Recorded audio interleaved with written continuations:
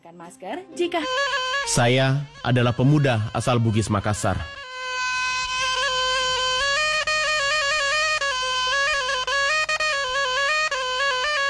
Sejak kecil, saya dididik oleh orang tua supaya menjadi pribadi yang tangguh, pemberani, dan pantang menyerah.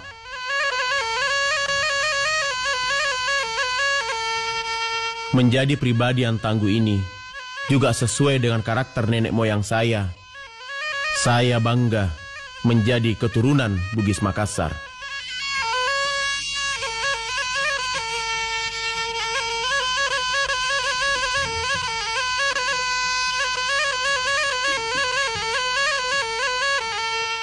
Pada tahun 1667, Kerajaan Goa yang biasa juga disebut dengan Kerajaan Makassar kalah dalam perang melawan VOC. Akibat dari kekalahan itu, Kerajaan Goa harus menandatangani perjanjian yang disebut dengan Perjanjian Bongaya.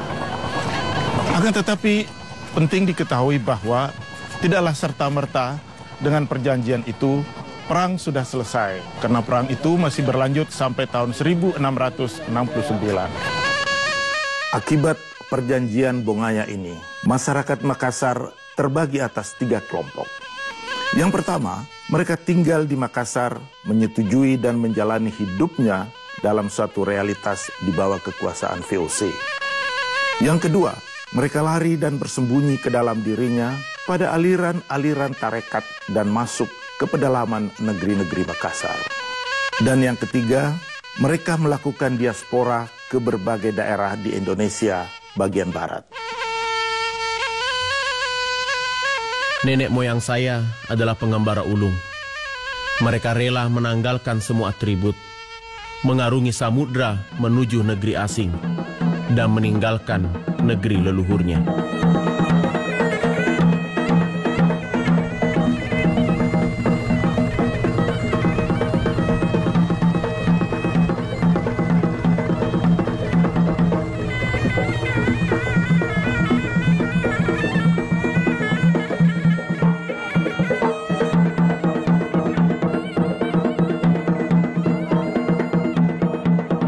Salah satu kelompok migrasi yang sangat penting yang melakukan diaspora ketika itu ialah Opu 5 bersaudara dari negeri Luwu. Opu 5 bersaudara dari Luwu ini, yang pertama adalah Opu Deng Parani, kemudian yang kedua Opu Deng Menambun, yang ketiga Opu Deng Merewa, yang keempat Opu Deng Celak, dan yang kelima adalah Opu Deng Kamasi. Mereka kemudian melakukan diaspora dan bermukim di Indonesia bagian barat dan mengambil tempat di Bengkalis. Orang-orang Bugis Makassar membangun perkampungan di Bengkalis dan menjadikan Opu 5 bersaudara sebagai patron bagi semua orang-orang Bugis yang ada di kawasan itu. Orang-orang Bugis Makassar menguasai daerah-daerah pesisir Sumatera bagian timur hingga pesisir selatan Sumatera. Di tempat-tempat seperti inilah orang-orang Bugis Makassar membangun pemukiman-pemukiman dan berdomisili di tempat itu. Mereka melakukan berbagai kegiatan-kegiatan ekonomi dan masuk dalam struktur kekuasaan dalam kehidupan kerajaan yang berada di Indonesia bagian barat.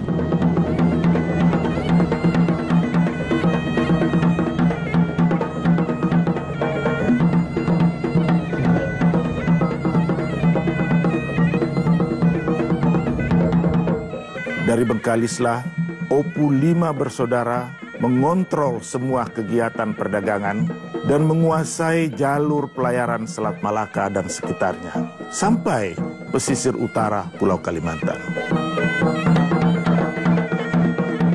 Beberapa sumber menyebutkan bahwa Opu 5 bersaudara adalah wira samudra yang sangat disegani di kawasan itu. Tidak hanya oleh para migrasi, tidak hanya oleh para pedagang dan pelaut, tetapi juga oleh lanun yang oleh orang barat disebut bajak laut. Berbagai kerajaan di kawasan itu, khususnya kerajaan-kerajaan Melayu, meminta jasa perlindungan untuk melakukan pengamanan terhadap kerajaan mereka di daerah-daerah kerajaan Melayu.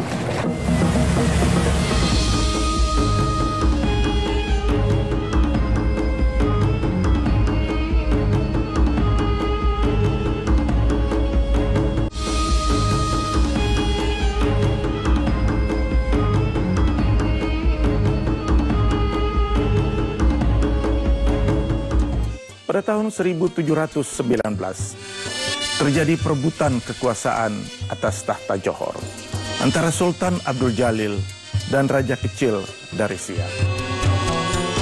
Perang ini dimenangkan oleh Raja Kecil dari Siak berkat bantuan orang-orang laut dan kerajaan Pagaruyung dari Minangkabau. Raja Kecil menurunkan Sultan Abdul Jalil ke jabatannya semula sebagai bendahara, dan ia pun mempermaklumkan dirinya sebagai Sultan Johor dengan gelar Sultan Abdul Jalil Rahmat Shah, berkuasa tahun 1719 sampai 1722.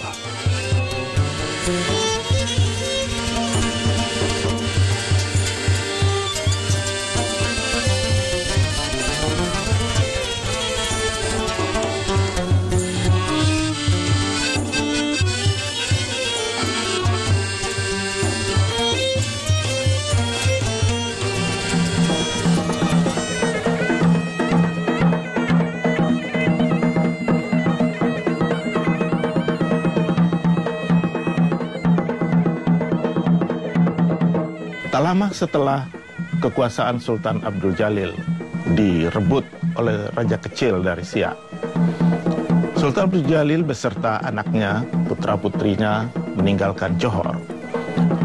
Dalam perjalanan Sultan Abdul Jalil dibunuh. Kemudian Tengku Sulaiman menemui Opu 5 bersaudara di Bengkalis. Di sanalah Tengku Sulaiman meminta kepada para Opu agar mereka bersedia mengembalikan tahta Kesultanan Johor kepada mereka. Pada pertemuan yang bersejarah itu, seperti yang diriwayatkan dalam buku Tufa An-Nafis, Tengku Tengah, adik dari Tengku Sulaiman, menyampaikan hasratnya. Ia katakan, "Hai Raja Bugis, jika Tuan mau bekerja sama dengan kami untuk membuang aib malu yang tercoreng di mukaku, aku akan menjadi hambamu dan bulat-bulat menyerahkan diri dalam kekuasaanmu, seperti nasi yang Tuan kunyah itu, dan akan menurut segala keinginanmu." Pada perebutan kekuasaan ini menjadi satu tema yang sangat panjang dalam sejarah Melayu antara perang Raja Kecil dan orang-orang Bugis, terutama yang diketuai oleh 5 Opu bersaudara ini.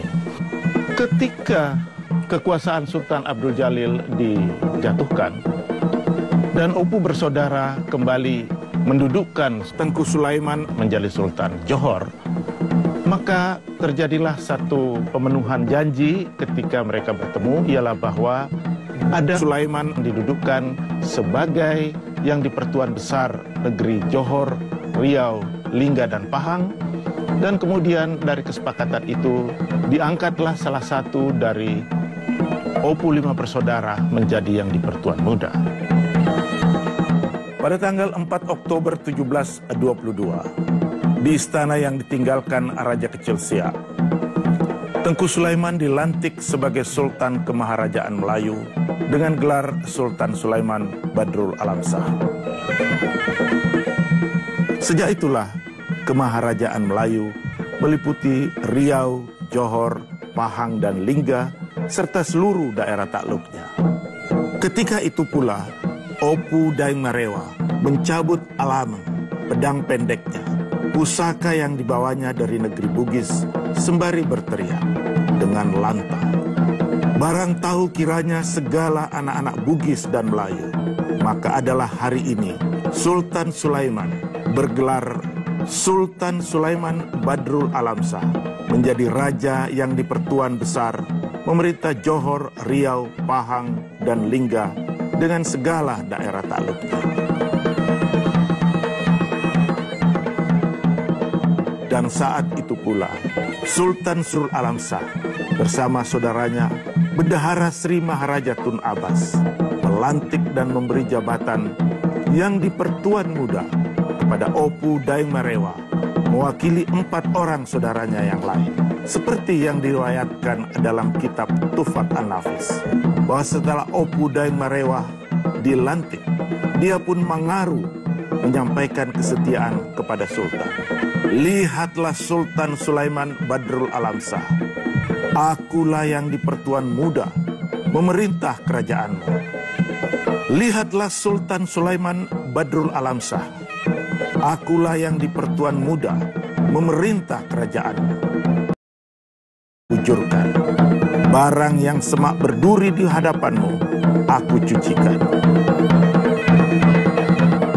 Selanjutnya jabatan yang di pertuan muda menjadi hak orang Bugis turun-temurun secara permanen. Seperti yang dikatakan pula dalam kitab Tuhfat Al-Nafis, bahwa sumpah Bugis Melayu mengikat anak cucu mereka kedua belah pihak atas tanggung jawabnya membangun kemaharajaan Melayu bersama-sama. Ikatan Bugis Melayu ibarat biji mata sebagai hitam dan putih, tak dapat dipisahkan. Karena siapapun yang melanggarnya tidak akan selamat dunia akhirat. Begitulah sebuah kisah sejarah tentang diaspora Bugis Makassar di belahan barat Nusantara dan semenanjung Tanah Melayu. Walaupun kisah-kisahnya telah jauh melintas zaman, namun denyut kesejarahannya senantiasa hadir, memberi pengakuan tentang eksistensi, harga diri, kebanggaan, dan marwah seseorang sebagai keturunan Bugis Makassar.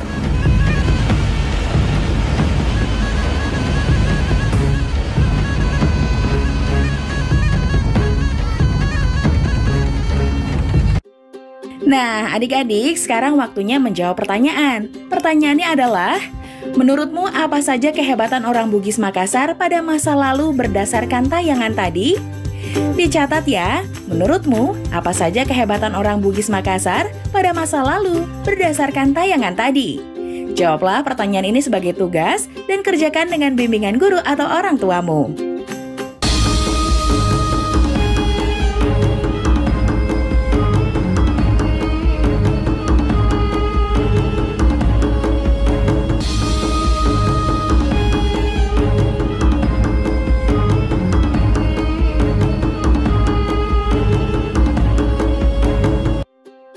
Wah, jauh sekali ya orang-orang Bugis Makassar berlayar menyeberangi laut. Memang, Laut Bugis sangat terkenal dalam mengarungi lautan.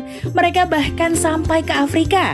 Seperti apa ya kapal orang Bugis ini? Mari kita lihat tayangan berikut mengenai perahu pinisi, perahu orang Bugis.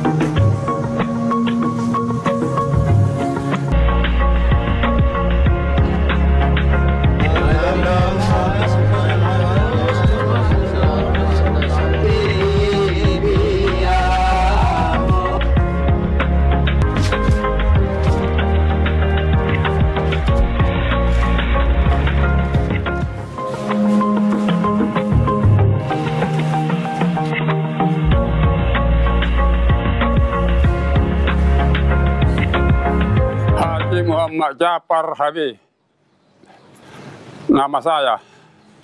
Pekerjaan ya perahu, pengusaha perahu. Sampai sekarang umur hampir 90. Mulai pekerjaan saya perahu kecil sampai perahu pinisi.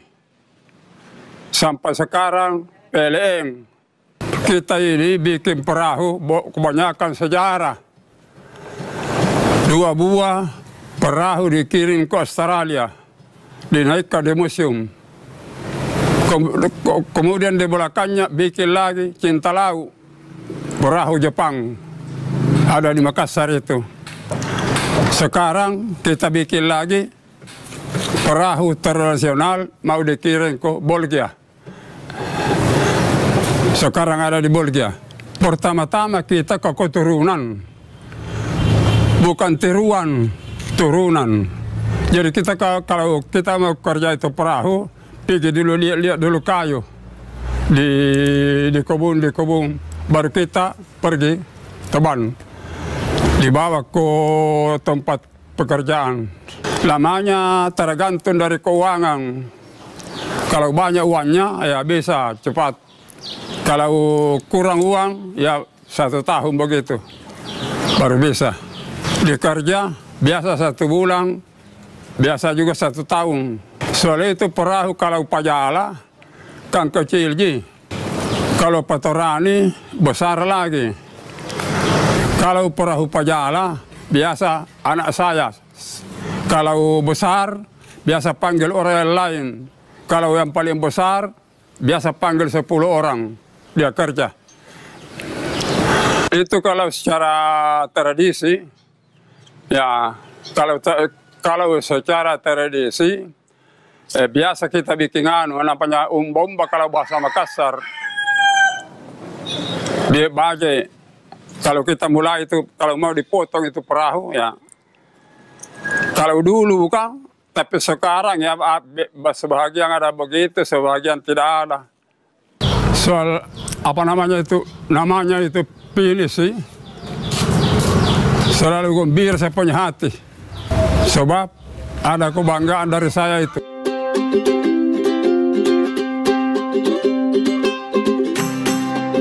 Nah, adik-adik, sekarang waktunya menjawab pertanyaan. Pertanyaannya adalah 1. Bagaimana cara membuat perahu pinisi? Ceritakan dengan singkat kepada keluargamu. 2. Apa yang bisa kita teladani dari Bapak Muhammad Jafar, pembuat perahu pinisi?